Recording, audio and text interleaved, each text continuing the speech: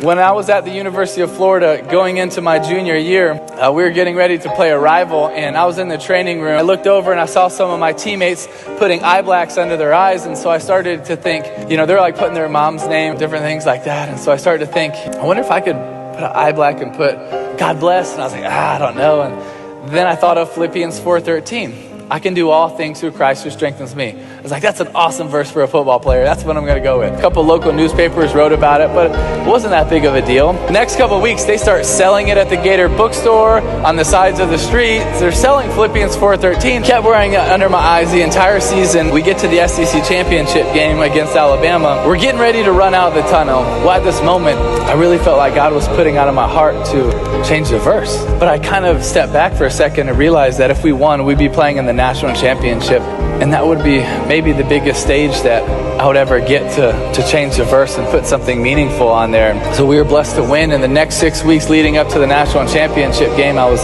contemplating, really agonizing over what verse I was going to go with. God kept bringing to my heart and my head John 3:16, because as a Christian, that's the essence of our Christianity. It's the essence of our hope. For God so loved the world that he gave his only begotten Son, that whosoever believes in him will not perish but have everlasting life. That's what we believe in as Christians. So I decided that's the verse I'm going to go with. We were blessed to win the national championship, and 2 days after that game, I was sitting in Ballyhoo restaurant eating grouper with my mom, my dad, one of my aunts, and Coach Meyer. And Coach Meyer gets a call from our PR guy in Florida, and he's like, all right, bye. I looked at him, I was like, what's that all about? He said, Timmy, he just told me that during that game, 94 million people Googled John 3:16. Like, really, how big the God that we serve really is. So many times we put him in a box. The God that loves us, the God that created us, the God that has a plan for us, the God that wrote a poem about your life. He is a big God that wants to do amazing things. And when we just turn around and say, hey, here, God, might not feel like a lot. Guess what? He can perform miracles. He can do amazing things. And I really believe the God that we serve wants to do amazing things in us and through us.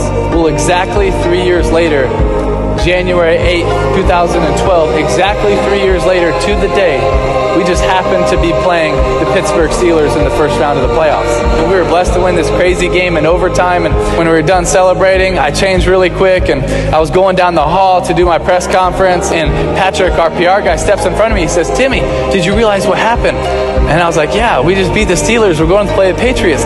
He was like, Timmy, did you realize what happened? I could tell he was being serious. So I was like, what's up, man? He looks at me and says, Timmy, this is exactly 3 years from the time you put John 3:16 into your eyes. I was like, oh, really? That's awesome. That's really cool. He says, no, you don't realize. During the game, you threw for 316 yards.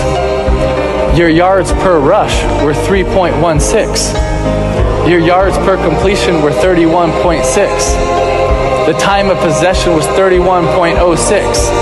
And the ratings for the night were 31.6. And during the game, 90 million people Googled John 3:16, and it's the number one thing on all social media right now. And I was just standing in that hallway thinking, God, I didn't know that you were doing anything. He has an awesome plan, and you might not even see what he's doing.